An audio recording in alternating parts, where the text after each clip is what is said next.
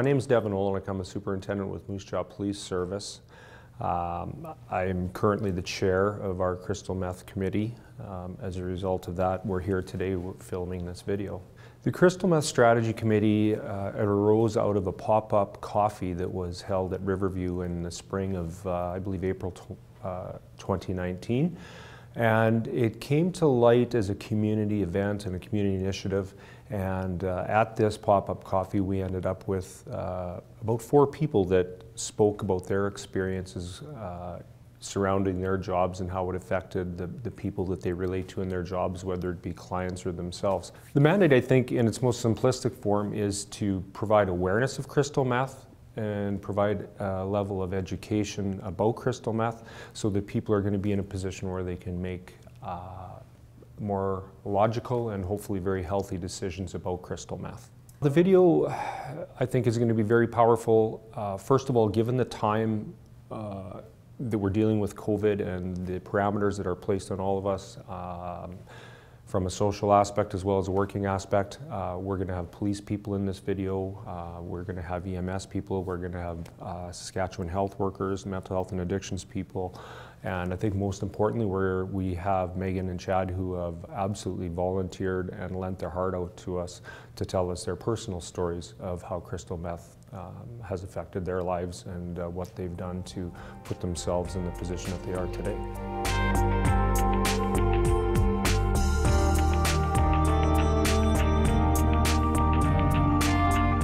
My name is Terry Mawson and I'm from Mental Health and Addiction Services in Moose Jaw.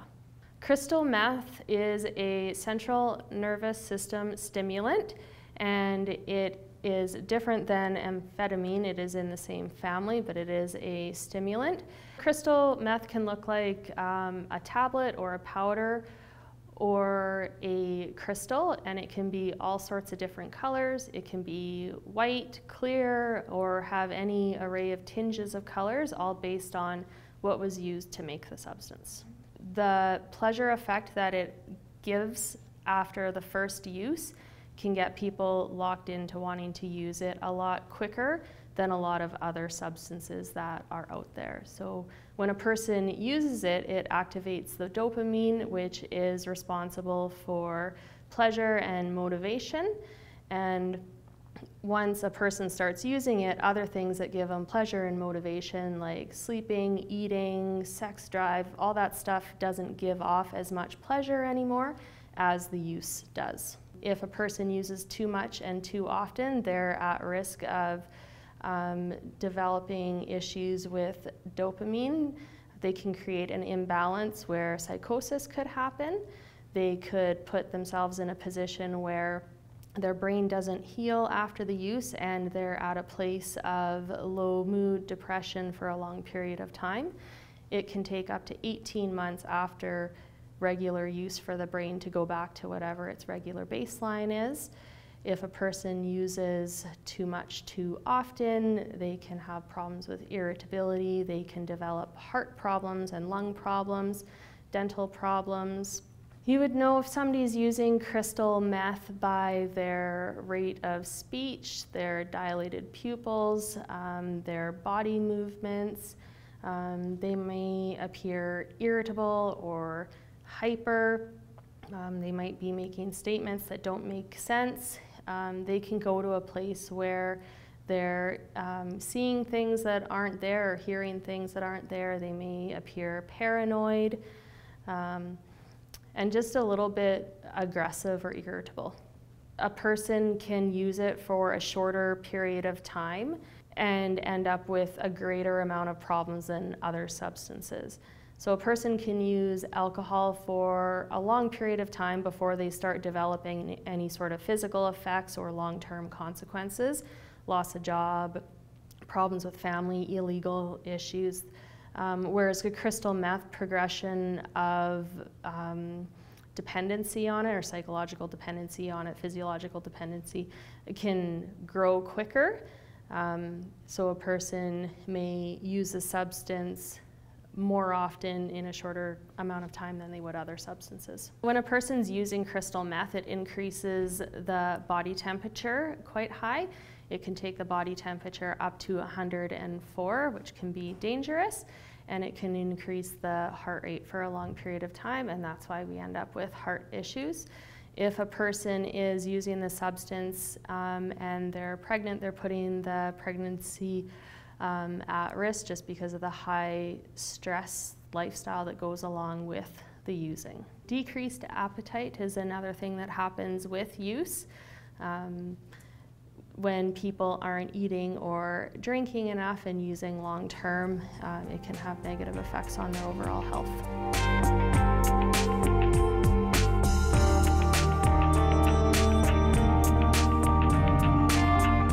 My name is Constable Rod Zorb with the Moose Jaw Police Service. I spent my first 11 years of my career in patrol, and then I got a job in strategic services, which essentially means I'm a school resource officer and kind of a community liaison officer. So if there's presentations to be had out in the community, we go out and give those to different groups and agencies and stuff like that.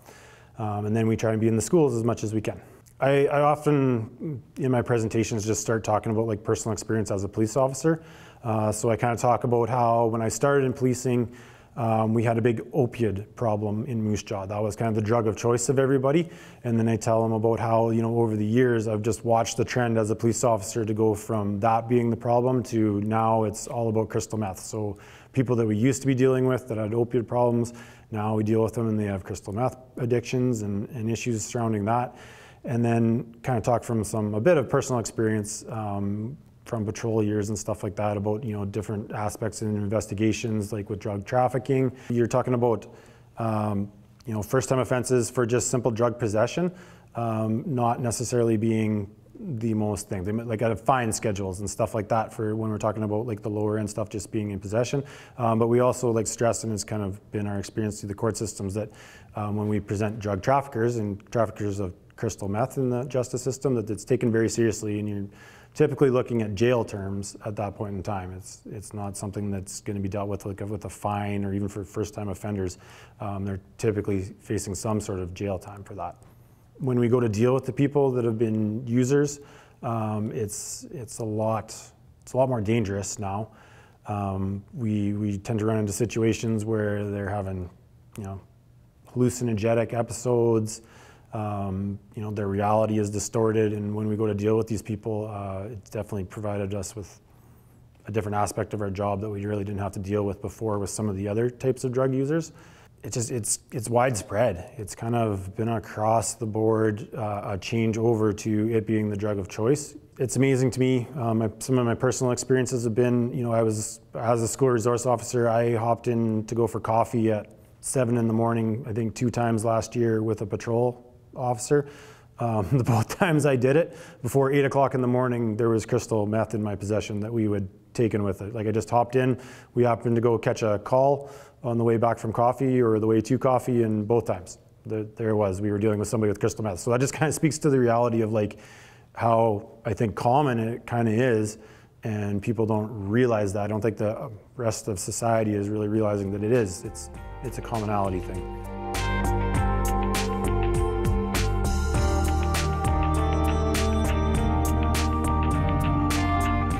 My name is Constable BLAIR TORGUNRUD. Currently with the Moose Jaw City Police. I'm assigned to the Criminal Investigation Section, better known as Plainclothes. In that unit, it's a diverse unit that we are currently in charge of investigating serious crime. Crystal meth, depending on which angle or which file that we are dealing with, we deal with child abuse, we deal with drug investigations, we deal with anything, again, that it's more encompassing of serious. So when our unit is getting involved, it is more almost at the tail end of, we have somebody who has an addiction issue and has been using crystal meth for a longer period of time, and as a result, we're dealing with them. Either it's a supplier on the drug end, or it's a user who ended up committing a more serious crime. The drug itself is so highly addictive, and at first it's recreational, And then as slowly as this addiction takes hold, that's all they focus on is the addiction, and it takes over their livelihood. And that's all they're doing, is trying to take this to make me feel better. And then the things that are around them, like loving family, could be home, all that stuff doesn't matter anymore. And eventually they lose all that. They lose their friends, they lose their money, anything of monetary value is then turned into some type of money so that they can go and continue on to get this high, because it becomes a necessity that they need it.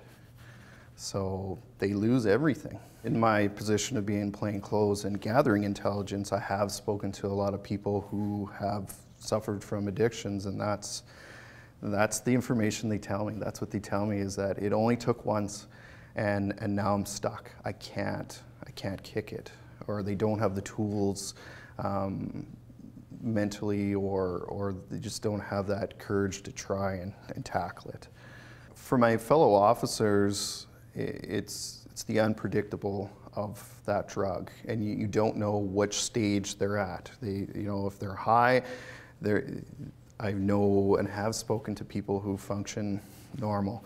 If they're high, it's the coming down where, or they haven't had a fix in over several hours, and their tolerances build up and they need it, and it's that sick feeling and the desperateness in them that I need to get this, makes them unpredictable. As time goes on, it's changing your body, and it's changing your brain and how it functions. And it's just, if you think you know somebody and you've spoken to them plenty times before, you just can't, you can't not have that in the back of your mind, that could change at any moment based off of what happens or what's going to be a trigger for them. That thought of going to jail and I'm not going to be able to get high. The thought of me taking something away from that they already have and they need it. That might be in their pockets, or I'm in their house, or something as that. So I would say, with my experience, it's not that they just take crystal meth and go crazy. It's everything encompassed after. It's the addict itself, of what stage they're going through at that time. Just unpredictable. So you have to be well aware of your surroundings, rely on your training, and just treat them as a human being as well, that they have an addiction. The danger part is when you're removing them from the environment that they were in to now a safe, which you feel is to be safe for their well-being. That in between it's not always in their mind at the time. That might not be what they feel safe with. Where they were and where they're able to continue their addiction is their safety net.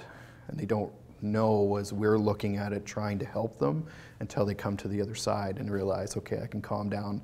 They're not out to hurt me. They're not gonna do something crazy with me. So in our community, it seems that the trends and stuff seem to be always slow and lacking before we catch up with like some of the bigger centers, such as Regina and Saskatchewan, that we hear about. And crystal meth, we did hear lots of things from those centers, but we didn't always see that or could relate to that here in Moose Jaw. But what I can tell you is that, especially over the last 4 years, the increase in frequency that our officers are coming in contact has increased.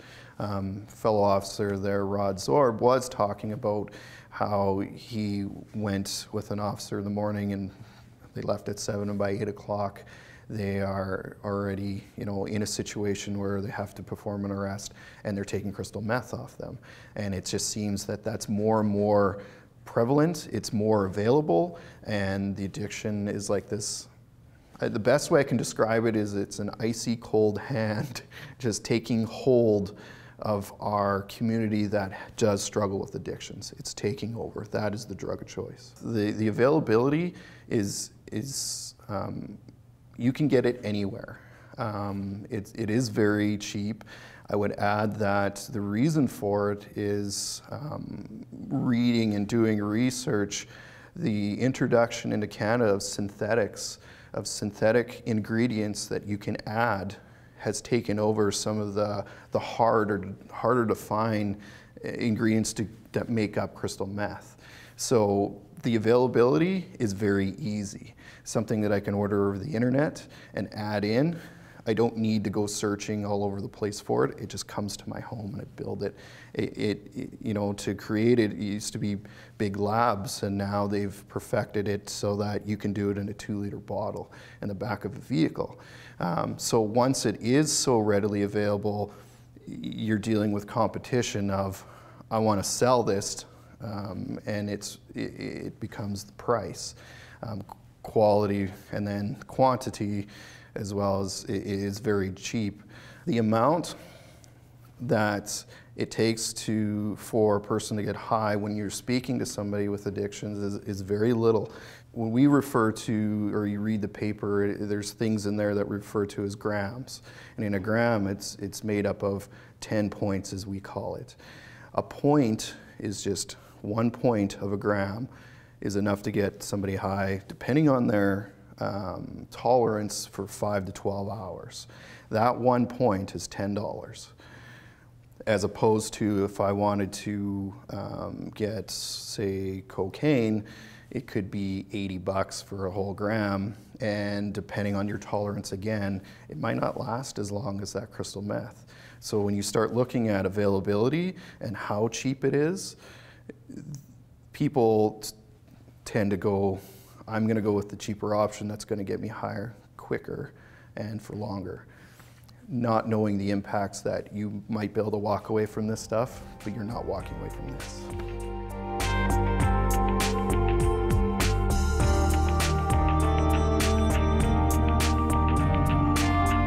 Constable SHAWN, MOHLE City Police, Moose Jaw.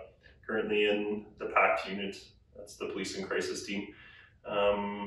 The team started approximately 2 years ago in October 2018. That's where a police officer teamed up with a mental health professional, Tanya Moorland.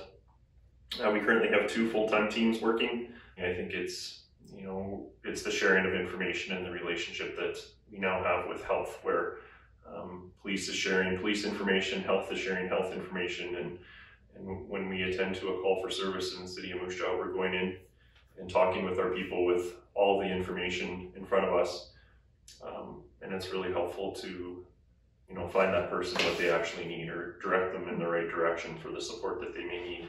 And so, as Shawn said, our goal, of course, is to support our people, those calls that we attend to. We support them with the best of our ability in the community, rather than bringing somebody to the emergency room when that might not necessarily be the help that they need.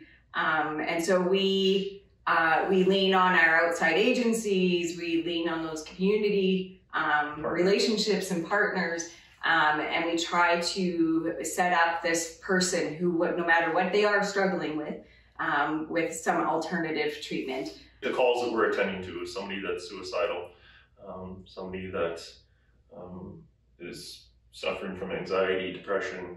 Bizarre, unusual behavior, homelessness, violence, aggression, well-being checks. Yeah, that's a big one, especially during COVID, right? But then we also attend to calls for service where people are under the influence of drugs or alcohol, and I guess that's why we're here today. Yeah. You know, is to talk about the crystal meth side of, you know, the police and crisis team. Mm-hmm. What we've noted is we attend to about 20% of our monthly calls that we attend to are substance related. And a high number of those, of course, we're seeing a lot of people under the influence of crystal meth, which is certainly impacting how we do business in the community. It's made our job extra challenging. I think what people need to understand is when people are under the influence of that drug, under the influence of crystal meth, they're often presenting with psychotic symptoms. And what I mean by that is we're seeing a lot of people extremely paranoid. They are having delusions, they're hallucinating, and often they're very, very fearful for their own life because of these delusions and this paranoia. And so they're often carrying weapons around to protect themselves. And they're very impulsive because they fear, they believe this is really happening. And so it makes us, from the mental health side of things, and together, Shawn and I, our team specifically, it makes things very difficult to complete an accurate assessment on somebody who's presenting with those symptoms. And I guess the challenge there then is, how do we best support this person? And unfortunately, at times, when somebody is under the influence of crystal meth, the options, because it's hard to complete that thorough assessment when somebody is on that type of drug, that our options often are jail, or we take them to the ER. And that's not actually treating the problem. And I think it's important to note that our entire community is being impacted by this drug. Crystal meth does not discriminate. It doesn't. We have had contact more than once with university-educated, very professional folks who have lost everything because of this drug. Crystal meth is affecting professionals to non-professionals across the board. Yeah. When you're talking in the context of community, how far does this drug destroy, we think of the families of those people who are addicted to crystal meth and don't know what to do. They're faced with loved ones who have lost everything, who are losing everything, who are presenting with these psychotic symptoms and very scary behaviors. And they don't know how to support them and what they should be doing. And we don't have a lot of, I think, it's hard for us because we don't have a lot of support out there for them either. Would you say? Yeah, for sure. That's what we see in our community, and we see, where there may be a hole or a gap, and we feel like, something that would benefit our community would be a brief detox facility. And then just that added support for the families that have loved ones using crystal meth, addicted to crystal meth, more support for them to turn and to look towards. Because we see crystal meth is affecting one person, but we forget that crystal meth affects all the people that are surrounding that one person and who loves that one person that's using crystal meth. So lots of other people that are definitely affected due to our people being very unpredictable, and we just want our team to be safe, and we want our people to be safe. So we've chosen to have our health workers wear bulletproof vests. And really, this is such an important part to policing. This is looking into the future, really, where you see police officers working with social workers, and I think that's what the communities want, and that's what Moose Jaw City Police is doing. And it's such a good balance, and it's so important to share that information so that our people get the best services provided to them.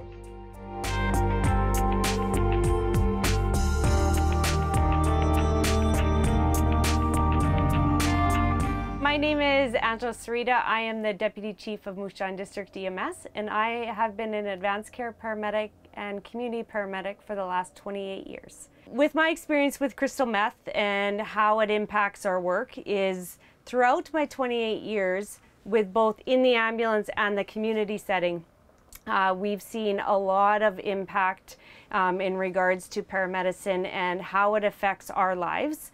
It doesn't matter what socioeconomic environment that you were born and raised in and grew up in. It doesn't discriminate, and addiction and drug abuse can affect anybody, anytime, and anywhere. So once the 911 call is placed, paramedics are put into very unique situations as, first of all, it deals with our personal safety. It then comes down to patient safety, as well as bystanders, children, and anyone else that is into the home. We become somewhat detectives in trying to sort out what types of sedatives, what types of medications have been injected or ingested to try to find out what is actually going on. And so it becomes very complicated in our treatment plans as well as our safety plans. And so everything kind of rolls into one when we arrive on scene. We are given such an opportunity as paramedics today to also help create change and impact with these patients. when we go to them and we see them in this state and we are given an opportunity to hopefully listen with compassion and empathy. And if we can try to change one life, then we feel that we have done our job. For our community and things that we have seen, well, Moose Jaw, again, with any other agency, we have seen a tremendous increase and spike in any poisoning or overdose situation and 911 calls within the city over the past year or two. So we often break it down into 4 separate categories of the different substances that we have. And so we have done prescription medication, crystal meth, alcohol, and illegal drugs. And out of those also demographic categories, we see that women 17 and older are actually leading in the amount of overdose and poisoning calls within our city. And when we're looking at the types of drugs or medications that people are taking, they are spiking in the alcohol, but unfortunately it's never one substance. It is often a cumulative effect, as well as many different multifaceted drugs that people are taking. So it becomes really difficult for us in our treatment plans on which one do we try to correct first. And again, personal safety and our patient safety is the utmost priority. So for us, it's really important to try to pinpoint exactly what they've taken, but quite often it is a mystery for us. And so we just need to try to figure out the best way to make them safe again.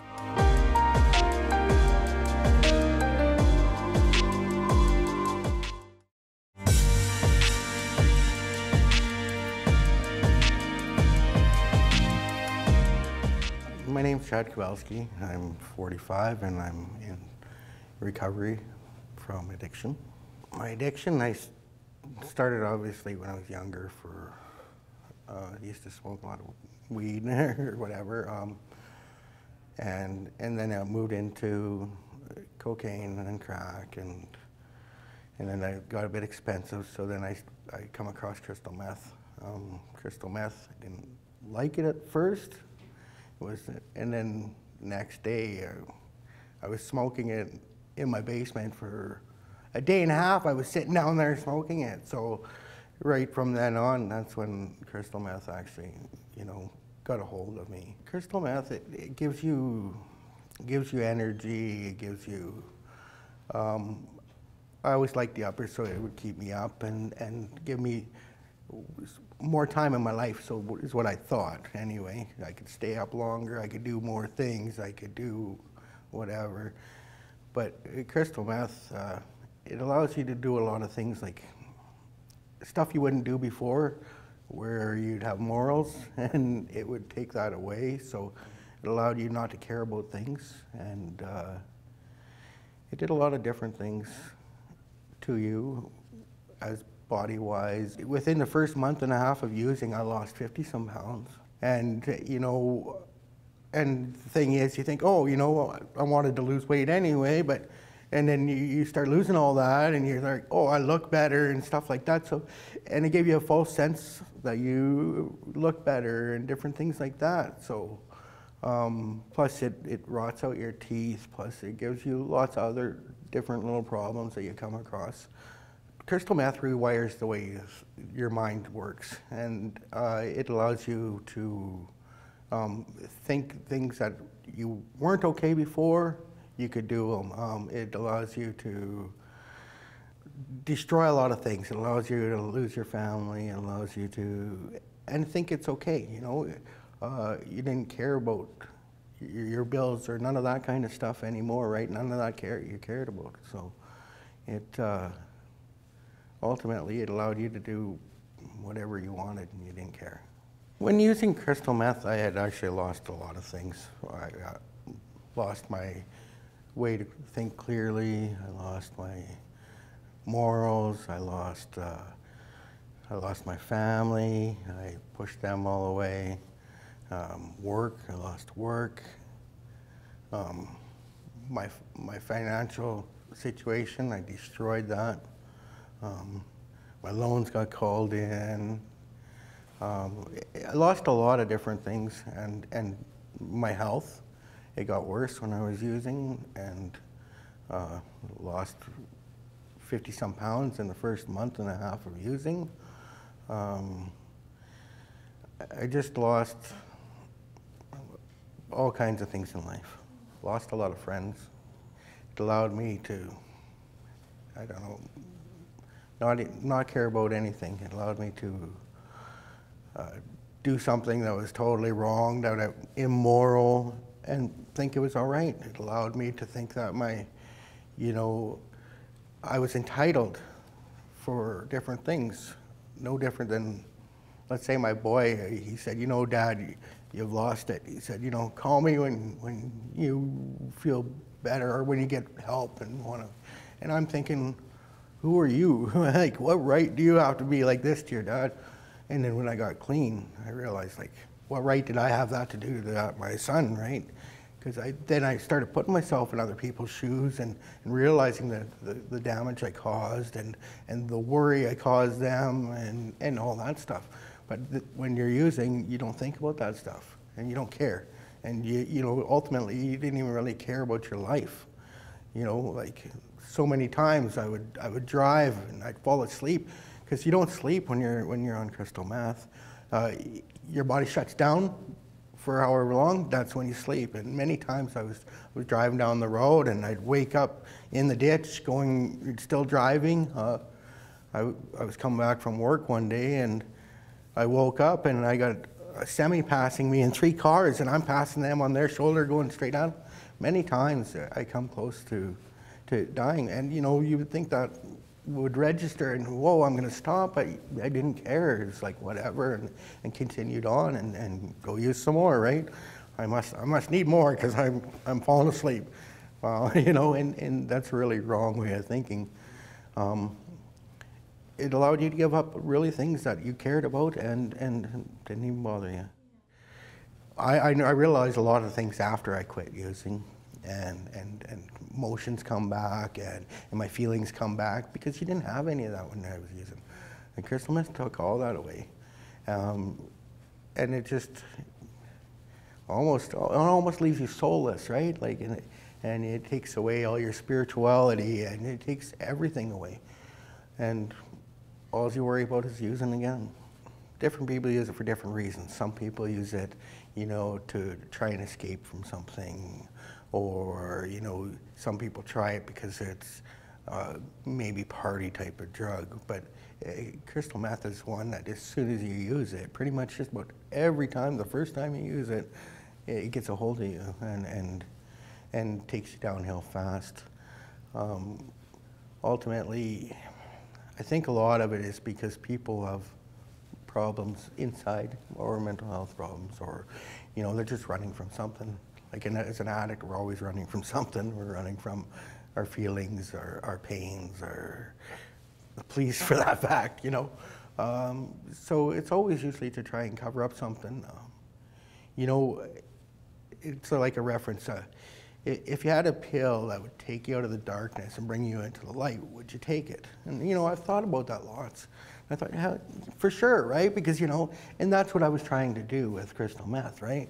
Trying to make, everything better. But ultimately, the more I took it and the darker I got, right? So it actually put me in a darker space until I was totally done, right? And they say you hit rock bottom, and I went close to rock bottom, because to me, rock bottom is death, right? And to me, I remember, because I'd smoke and that wouldn't do enough, and I would never, ever use needles. And it brought me to that. I started using needles, and I started using them like lots in a day. And just to give you that little extra that you couldn't find anymore after using for so long, because your body comes.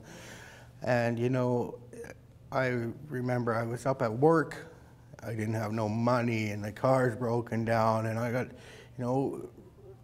life was really getting bad, and I'm sitting there, I got 75 cents in a Coke bottle because I ran out of gas and they wouldn't fill that up, they wouldn't let me fill it up, so I'm stuck there all, and in the middle of the road, and the police are coming, and, and all that kind of stuff.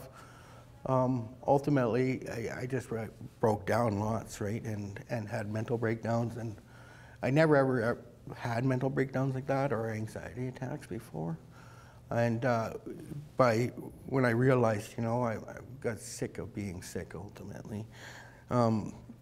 Because I lost my family, I was losing my job, you know, I was just starting to excel in my career, and then this, you know, started dragging me right down. And you know, it was the middle of winter time, I didn't have no energy in my house, so I was using power to try and keep it warm, and I could block off certain parts of my house to keep us warm, and boil water for baths, and then the basement got so cold the pipes froze and burst, and good thing they froze solid because it didn't flood my basement before I could get it fixed. But you know, and all that stuff, and I still continued to use for a while after that. Then I ended up getting busted for possession for the purpose of trafficking. And ultimately, I think that saved my life. I went through, and I still did it for a while after, for probably maybe a year after, till I finally had to go to court and everything. And then I got offered a program to, and even then I was still thinking, well, you know, because the lawyer thought, well, maybe I can get you off, you know, legal situation.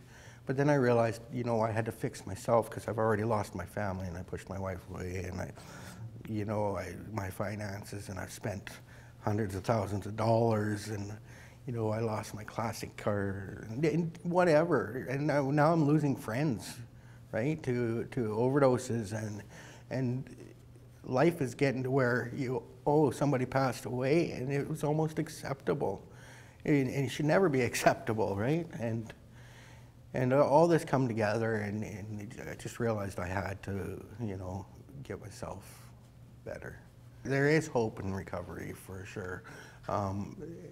We can all recover, and if you work hard, but it's going to be a difficult thing in life, and you got to do it for the rest of your life.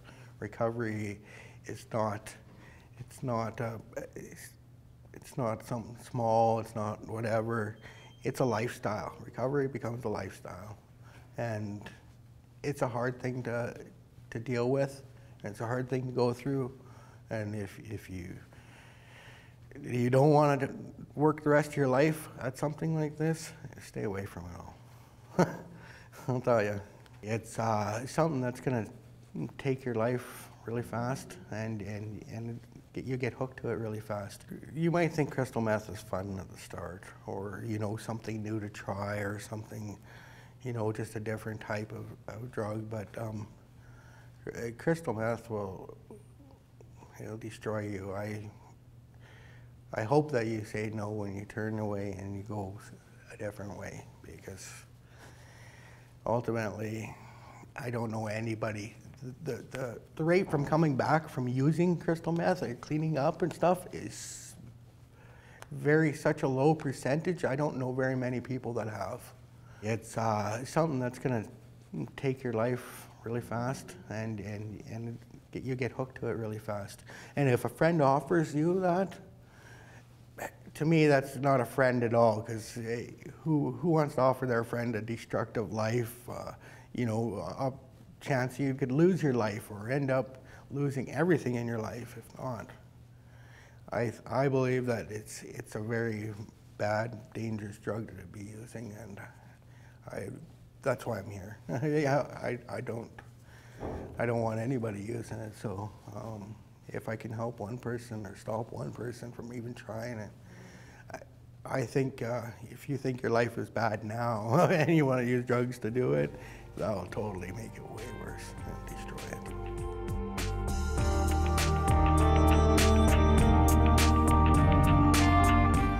I'm Megan. I'm an addict.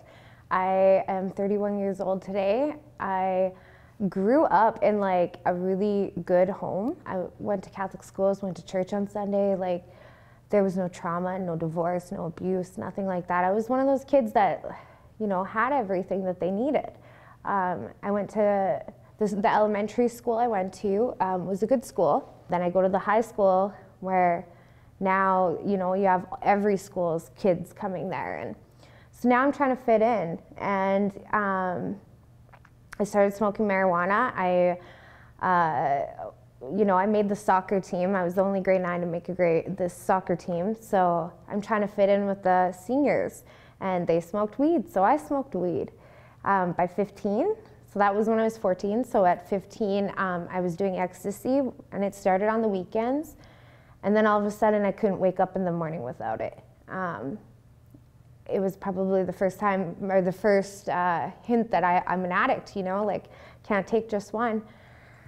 And then, I was dating this guy that was a little bit older than me, and he's like, I got in, so I had a job, but it couldn't support my habit of using ecstasy. So I decided, he told me that, you should start selling them at the high school. Now he's older, he was about 23. So I did, and I started to sell the drugs to support my habit.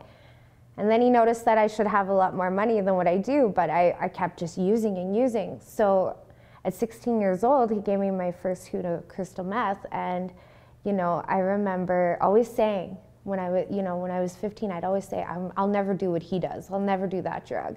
And then I did it, and it's like, it was just that very first line that I said I would never cross, and I crossed it. So I started smoking crystal meth, and all of a sudden, I don't need any other drug. All of a sudden, I have that confidence that I didn't care if I fit in anymore, because in my head, I was the god.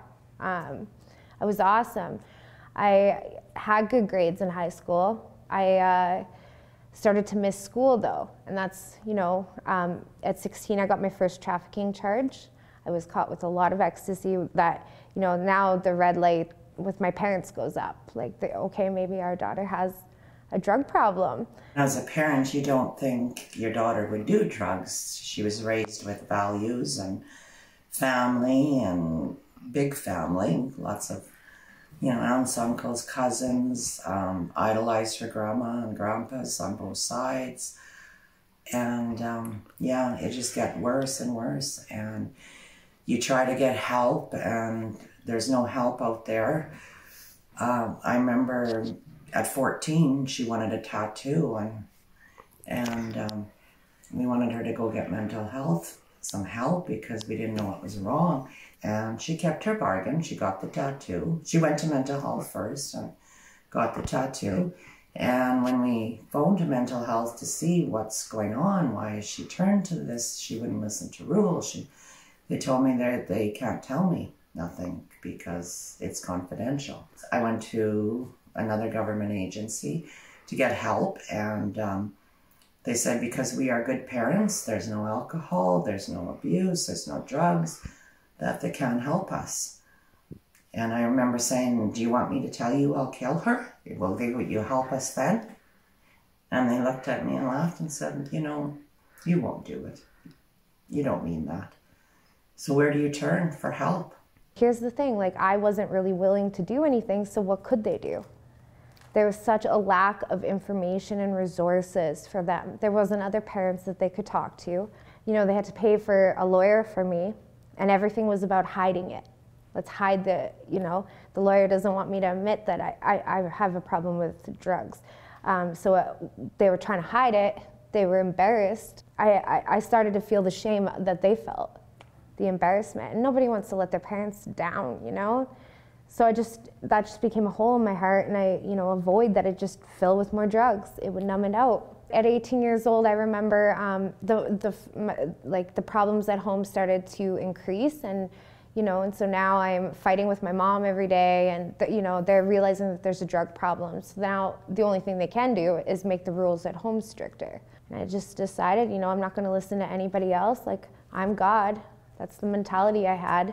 So I moved out, and I moved out with the first boy I met. He was 16 years older than me. I moved out to a remote little town. I grew up in Yorkton. This town was an hour and a half north of it. The police are an hour away if you need to phone them. So it was very secluded, and it was paradise at first. I'm moving in, I'm playing house, and then I realized that, now all of a sudden it was slowly, I wasn't allowed a cell phone, I wasn't allowed to talk to my family, and slowly this abusive relationship started to sprout. So while I was with him, I couldn't really use drugs because, he was so controlling, I wasn't allowed to leave the house. But as soon as that, you know, he was arrested for something else, then I took that as an opportunity to leave. So I packed up and I left, and you know, before I even unpacked my vehicle, I was high on crystal meth. Like that was the only thing I could think of. It was just a one-track mind, and you know, and it had been a year or two since I had used it, but it still was controlling my thoughts. And the minute I saw an opportunity to get high, I was back at it. And I was, you know, it's crazy because it's, you know, I was using so much before, and then I stopped cold turkey, no recovery, just stopped, and because of this controlling boyfriend.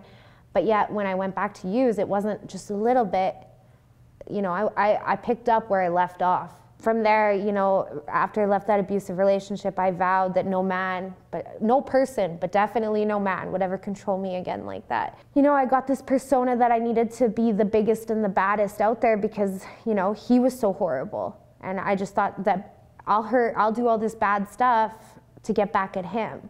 And so that's when I got in. You know, I don't like to pay for my drugs, so my getting and using and finding ways and means to get more drugs was to sell them. So, and it, you know, and it's a slippery slope because sometimes I'm selling and I'm making money, and then sometimes I'm my best customer. Anytime I'd get arrested, my family would help. They'd pay for lawyers, pay for the money while I was in jail. And, you know, and I'd always call my mom and be like, you know, this time's different. You know, this time I'm gonna be good. You don't know, she'd text for money, and it's like, please, please, I need money. I need $50, I need $100. And you don't know if she's got a gun to her head, that she has to pay a drug debt, or what it is. So you give the $100. So the major thing now that, because I've never had experience with drugs, is Megan said you kept enabling. And you know, that's one thing you can't do now. Now that she told me that, is you don't enable. Anytime that I would call and with these big plans to change, I'd get out. My parents would help, I'd get out. But it wouldn't last more than a few months because I didn't know how to stay clean. You know, the thought process was in my head, you can use, or, you know, things would be going good. I'd get a job, I'd get a little apartment. Well, I can use, I deserve it. It controlled my life, absolutely. Even when I was sober, you know, it was still controlling my life. So yeah, I'd always fail at every attempt to get sober. You know, I never checked myself into a detox or anything like that. Jail was always my detox, because once I picked it up, I didn't think of stopping. I didn't think of, you know, the consequences of my actions. I just went until I ended up in jail. I ended up meeting another boy, and you know, this time now I'm selling drugs, and he's a drug dealer from Alberta, and I just thought we were the perfect, you know, Bonnie and Clyde, and you know, and it was good until, you know, we got arrested again, and this time I got caught with a lot of drugs, and I knew I was in trouble this time, and I knew I was going to go to jail for a long time.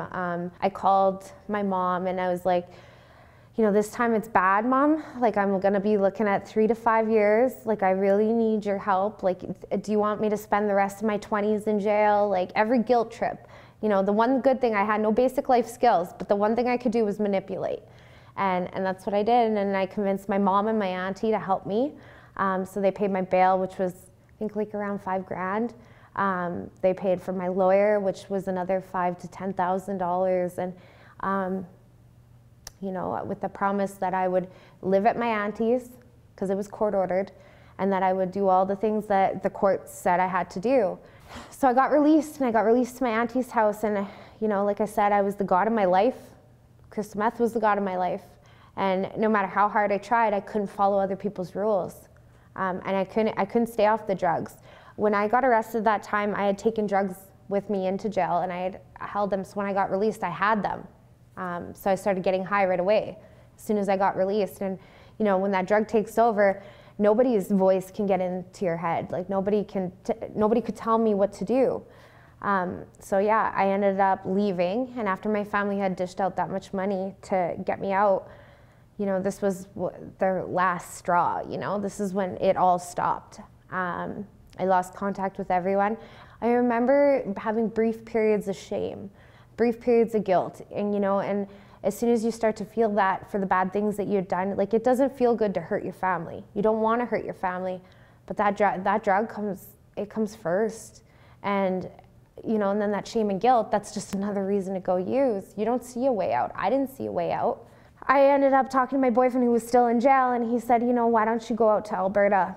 You can live with my friends who are, you know, they're gang members, but I didn't see oh, this could be really horrible. I just saw it as, yeah, there's my fresh start. You know, I'll go out there where I won't go to jail, I can run from my charges, I don't have to face the music, and, you know, maybe I can get a job and start a new life. Intentions being good. I ended up out there, and his friends just wanted to control me and wanted me to make them money, and it was, you know, like if you listen to my story, I said no person's ever going to control me again. So I didn't like that, and I left. I remember ending up at a shelter. They helped me apply for jobs there, and I got 2 of them, and then so I started working, and the one night I had a shift that I didn't end at 10, and the curfew at the shelter was at 9. I was getting paid the next day, and I remember telling them that this is going to be a huge trigger, and I was talking to the morning staff, and I said, okay, so when I go to work, like I work till 10, and then there's no buses running, so I'm going to have to walk home. And I was about 20 days clean, almost 30, and she said, okay, I'll let the night staff know. Well, she forgot to let the night staff know, and when I came back, all my stuff was packed up, and I was kicked out for breaking curfew. So, you know, I slept, it was the winter, I slept in a McDonald's in the bathroom with my legs up so that, you know, they didn't find me and I didn't get kicked out. I thought that by getting high, I got paid the next day. I had enough money to pay for rent and a damage deposit, you know. But instead, I thought, I'll just go get a bunch of drugs, start selling them, make more money off of that so that I can get a nice place and furnish it. And I figured if I get high, I could get back at the shelter that kicked me out. It was crazy thinking, it's stupid thinking, but that's the way I thought. I thought, I'll hurt me to hurt you. I ended up in Edmonton. Now those guys that I had left because I didn't want to, you know, I didn't want to be controlled by anyone, they ended up catching up to me, and I was walking across, it's by the LRT in Edmonton, and there's like this McDonald's and there's a drive-thru, and I remember I was walking across and this car pulled up behind me and a car pulled up in front of me, and these guys took me and they just threw me into the other car, and I remember the last thing I saw was a McDonald's drive-thru window and thinking, I hope somebody saw me. I hope someone calls the police. I was taken out of town where I was beaten and raped for 3 days. I remember this whole side of my face was unrecognizable. I ended up getting let go by them. I'll never forget though, when they had me, I kept begging God. Like I went to Catholic schools, I struggled with my relationship with a God, and you know, I remember saying, if you really exist, let me die. Like don't let me endure this for another day. Like I want to die. Being raped mentally screwed my head. So all of a sudden now, you know, I just hate everybody. I hate the world. I remember going to the hospital after it happened, and you know, walking in there and looking like the typical homeless person. I remember trying to call my mom and her not answering. And I remember being there, she probably just thought it was another scheme to get money, because I had used things like this, that I got beat up, I need money, you know, I had used things like that. So that's probably why she didn't answer. I went to the hospital, and I remember the nurses and the security officer just looking at me like I was trash. It could have been in my head. They said that they didn't have any beds available and they were overcrowded, and they put me into this room on a chair with IV drip, and they forgot about me for 6 hours. And I remember being so like exhausted and just in pain that I couldn't even get up off the chair to open the door to be like, you forgot me. So anytime today that I ever feel like, you know, maybe I should go back out and use, I try to remember where drugs take me. That's where they take me. I'll never forget the hurt and the brokenness that I had that day. I remember meeting my mom in Regina. I took the bus to Saskatchewan. I hitchhiked to Regina. I was so exhausted. I hadn't slept in weeks. Again, any penny that I had went to crystal meth. As soon as I got into her vehicle, it was like, you know, I knew I was safe and I could sleep. The sight of her was just a skinny little rail, blonde hair dried out, just horrible sight. You could tell she was just drugs. And she got into my car and I started talking to her and she kept going, shh, shh. And all she wanted to do was sleep. Being 2 or 3 days clean, it's like all of a sudden the withdrawal kicks in and I want more. And now I'm bickering. Anything my mom says to me about turning myself in, I shut down. I just want to connect with old friends, trying to get high. And, you know, and here's the thing too, after being raped, like my whole attitude was, you know, this is what happened to me, and if it happened to you, you'd be like me too. And I use that as an excuse to be a bad person to everyone. My mom ended up kicking me out again. Finally, I said to her, you either clean up your life or get out. You go turn yourself in, do whatever you have to do. You got to clean up your life. She never did. She'd go downstairs. Friends were coming, picking her up. And I didn't want that around my house. I had a little boy. We raised our grandson. I don't want that around this house.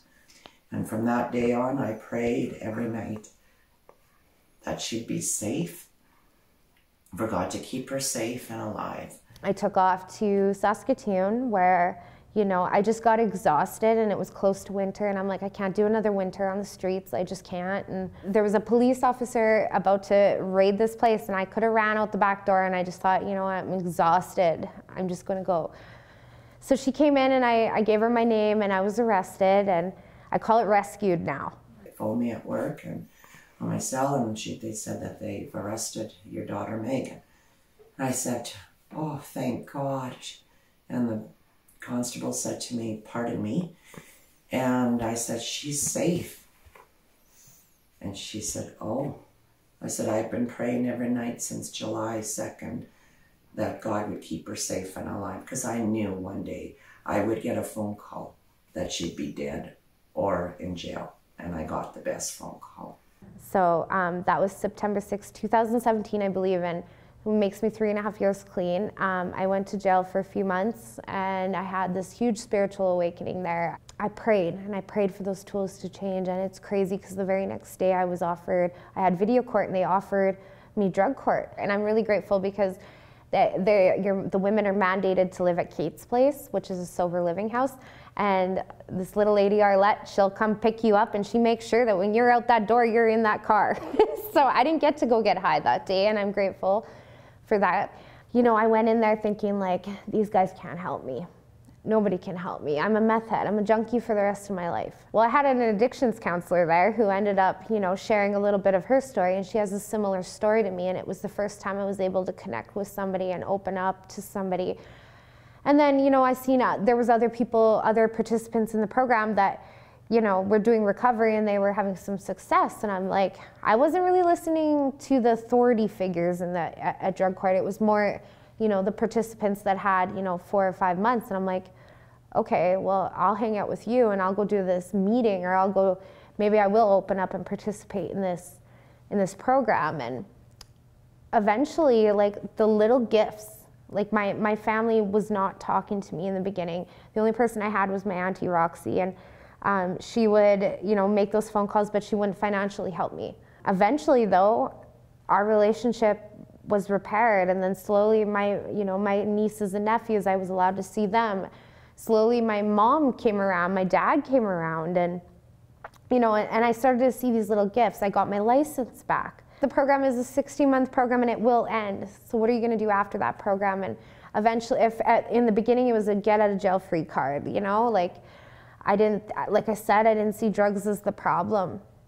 I went to Pine Lodge, which really helped me see that, you know, I went in there really cocky that I thought I was 4 months clean. I know how to stay clean. And when I left, I finally had a little bit of fear that, you know, I started to realize that, you know, drugs are a problem, because anytime I take them, anytime I use crystal meth, I end up in jail. I completed drug court, I think 2 years ago, and I maintained my sobriety, but it was the things that I did in that first year of recovery, like building a foundation, getting involved in 12-step programs, reaching out, talking to my counselor, finding other people that I can connect with. All I know is that if I'm not feeding my recovery, I'm feeding a relapse. And a relapse, like I'm almost 4 years clean. And people always ask me, well, you're cured, right? Like, why do you gotta do those meetings? Like, you're going to 5 meetings a week, why? Because I'm not cured. And the thinking, you know, I've been 2 weeks where I didn't go to a meeting, and I could tell right away my thinking was getting screwed up. Like, it's not just meth that I have a problem with. I have a problem with the way I think. And my thinking will take me right back to meth, because that drug, once it gets a hold of me, it's just gonna take me to death, right? That's all it wants from me. And today I'm going to choose to live today. I'm going to hopefully keep choosing that for the rest of my life. And it's been my mission now to try to help people, to help others see that there is a way out.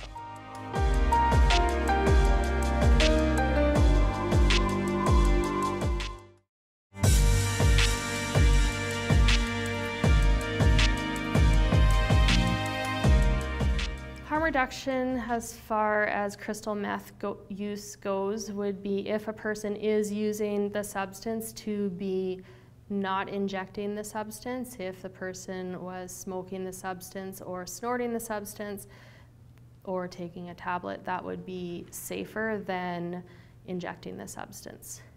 People change their mode of use based on the high that they're looking for. So typically people are injecting to get a better high once the other forms aren't giving them what they need. So if a person is looking for harm reduction, it would be not injecting. And if you are injecting, it would be using a needle exchange program that can help provide you clean needles or other things that can be used for smoking the substance. If somebody was using crystal meth and they were interested in quitting, the first step that they could take would be calling mental health and addiction services in Moose Jaw or the community that they're connected with and asking for support. They would have an intake completed, and from there they would get streamlined into a service that would fit their needs at that time.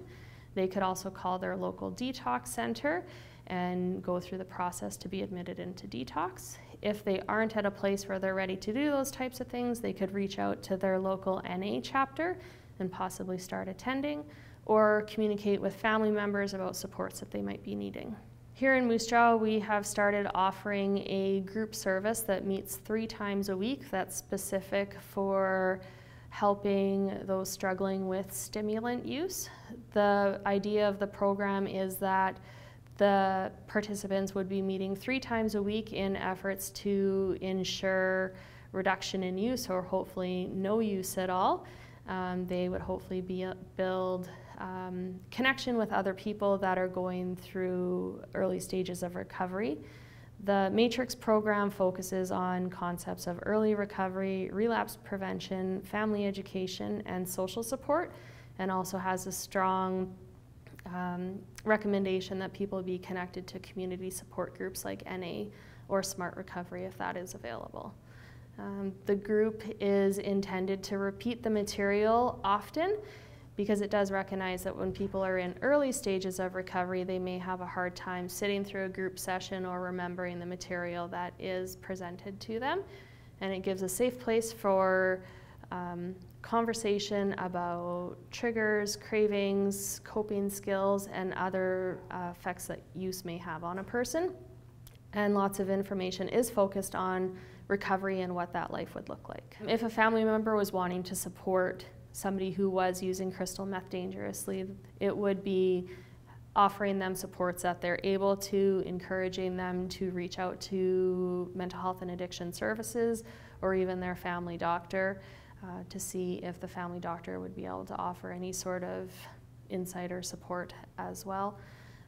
Ultimately, it has to come down to the person using the substance to reach out for help. So while the family members can offer support and a loving environment, supportive environment, resources to get to appointments, ultimately it has to come down to the person choosing to take that next step.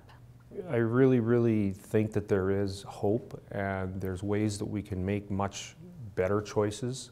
After hearing Chad speak about his challenges that he's faced with crystal meth, as well as Megan, there's no question in my mind that these people had the courage, determination, and the will, I think more than anything, I can't speak that I know what this feels like, but certainly I can only imagine the challenge it would be from within to bring themselves to a better place and ultimately get ahead of that urge and conquer their challenges with crystal meth. And for them to come forward and reveal their stories and speak from the heart, that's something that only people in their shoes could ever be able to truly understand and know. So through their efforts, trials, I'm sure challenges, I'm sure lots of roadblocks along the way, they had the courage to come forward and make better life choices. So surely to goodness, us as humans that aren't at that level